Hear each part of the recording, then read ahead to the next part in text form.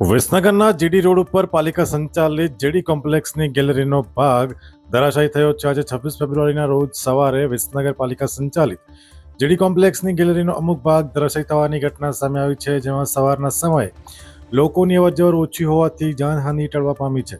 પાલિકાને જાણ થતાં તેમણે માણસો મોકલીને તકેદારીના પગલાં લેવાનું શરૂ કર્યું હતું. આ ઘટનાને પગલે નગરપાલિકાના જૂના કોમ્પ્લેક્સોની સુરક્ષા અને જાળવણી અંગે સવાલો ઊભા થયા છે.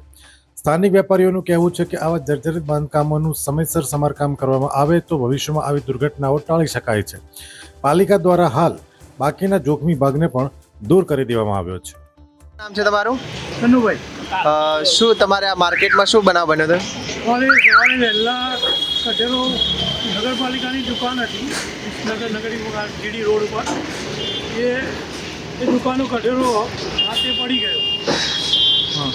પડી ગયો તો એનાથી કોઈ નુકસાન કે એવું કંઈ થયું છે? ના, નુકસાન કોઈ થયું નહીં. તો પડી ગયા પછી નગરપાલિકામાં કોઈ રજૂઆત? નગરપાલિકામાં રજૂઆત કરી કે આઈને તોડીને ટ્રેક્ટર ચાલુ કરવા આવ્યા. મહેસાણા જિલ્લાના લોકલ સમાચાર જોવા માટે અમારા પેજને અત્યારે જ લાઈક કરો, ફોલો કરો અને હા, શેર કરવાનું ભૂલશો નહીં.